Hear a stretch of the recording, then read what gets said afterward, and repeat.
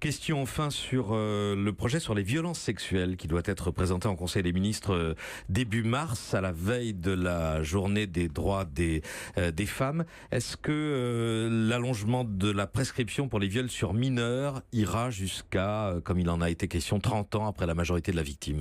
Alors c'est le Parlement qui décidera, mais c'est ce que nous proposerons.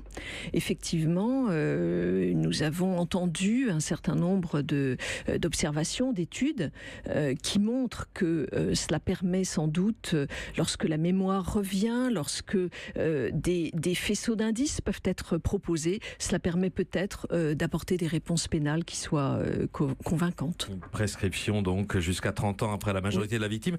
Est-ce que l'arbitrage a été rendu aussi sur l'âge minimal de consentement à un rapport sexuel ? Nous sommes en discussion et je crois que là il sera extrêmement important d'entendre le Parlement. Nous devons tenir compte d'une part de la réalité d'une situation qui n'est pas acceptable et que nous avons vu dans différentes affaires, et donc c'est important qu'il y ait une présomption de non-consentement. Nous devons tenir compte d'autre part d'exigences constitutionnelles.